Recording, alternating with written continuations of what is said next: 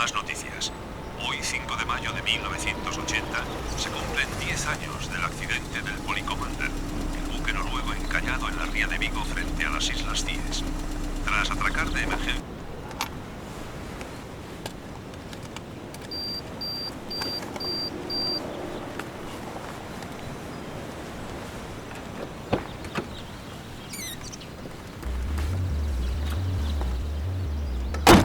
tengas que virar en un sitio determinado y sigas de largo hasta que te la pegues con una roca, pues es un poco extraño. La verdad es que no tenía ningún sentido ese accidente, no tenía que haber ocurrido de ninguna manera si no es por una causa extraña, ¿no?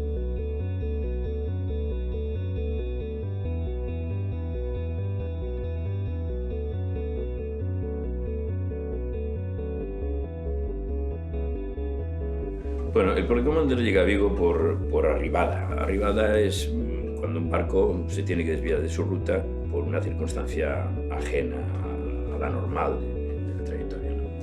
Esa arribada se debía a que una mujer tripulante del barco pues tuvo un aborto, tuvieron que internarla y tal. Bueno, eso se produjo la tarde del día 4, creo recordar, de mayo, ¿no?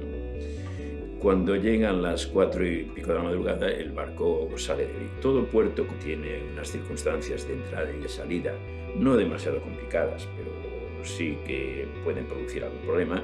Necesita pues, la presencia del práctico del puerto. El práctico del puerto es una persona que conoce el puerto de Vigo perfectamente, la salida, las entradas, las enfilaciones, todo lo que hay que hacer para llevar a un barco digamos, al rumbo que necesitan. El práctico sube a bordo y hay un punto determinado en donde el barco tiene que cambiar de rumbo para poder salir por la entrada norte a la ría de Vigo. En un barco el responsable siempre es el capitán, aunque esté un práctico a bordo, pero cuando está un práctico a bordo, lo normal, el capitán pues responde a las indicaciones del práctico porque es el enterado de la zona donde se está navegando y tal. Inexplicablemente llega a ese punto y el barco sigue hacia adelante con el mismo rumbo.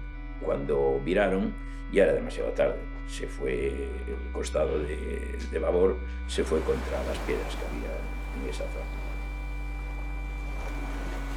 Extraoficialmente se habló de que, bueno, la situación etílica, digamos, de los principales protagonistas no era la adecuada. Bueno, yo estaba haciendo la mili en el Canarias y como marino mercante estuve en el Estado Mayor de la Flota, en el Puente Alto, y como íbamos navegando, estaba de guardia. Nosotros hacíamos unas guardias en donde la mitad del tiempo estábamos en el radar y la mitad del tiempo estábamos detrás de esas pizarras que hay traslúcidas anotando la posición de los barcos. Y sobre esa hora, sobre las 5 de la madrugada, estábamos a la altura de Lisboa y nos llegó un comunicado diciendo que en la ría de Vigo un petrolero pues, había embarrancado y había riesgo de marea negra. Ante eso pues, se armó un revuelo porque, claro, el asunto era importante, ¿no? El almirante, junto con el resto de la oficialidad, decidieron venirnos a toda máquina hasta aquí.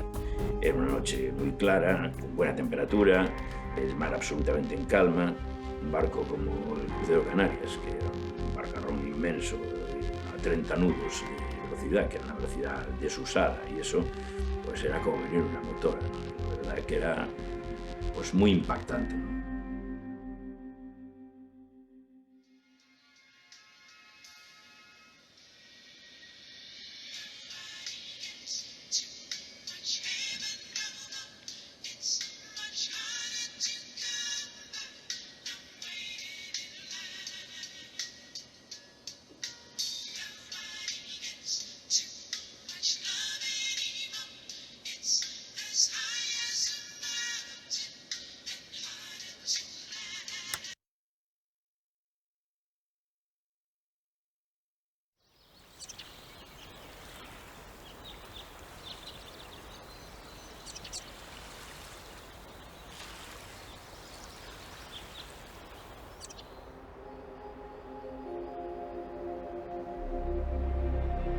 Hubo 3 petroleros que la misión era tratar de descargar al barco de la carga de 50.000 toneladas que llevaba.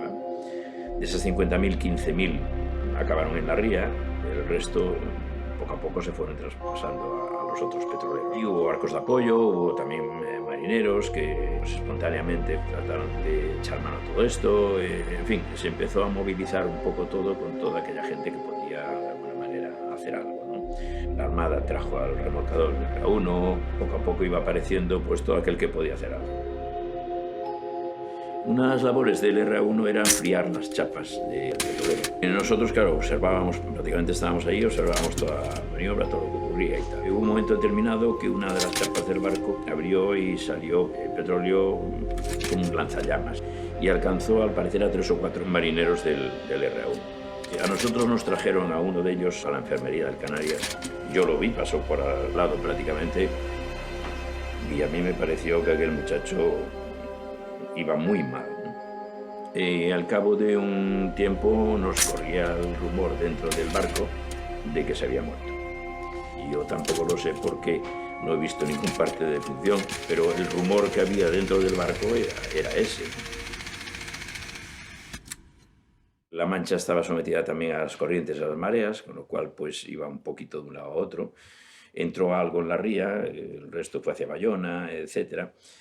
Y la lucha contra esa marea fue algo un poquito complicado porque eran épocas en donde no se tenía mucha experiencia, se vertieron bastantes productos, algunos decían que incluso peores que el propio petróleo. Como la versión oficial que se dio fue muy descafeinada y muy light y aquí no ha pasado nada y todo está más o menos bien, e incluso se llegó a indicar al cabo de 2 o 3 días que ya las playas estaban perfectamente, que no había ningún problema, que el daño causado era muy poco. Los efectos, ¿cuánto duran los del Prestige, por ejemplo? Pues hay quien dice que sigue durando.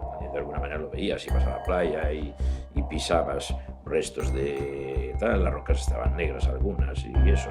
El pichi que nosotros conocemos en las playas era de ese accidente, porque limpiezas de sentinas de los barcos desgraciadamente los hay permanentemente. No lo hacen tanto cuando entran en una ría, evidentemente, sino cuando vas en alta mar, pues a veces esas cosas se dan. Se le restó bastante importancia en el sentido de que tampoco el gobierno quería dar una sensación de problema importante.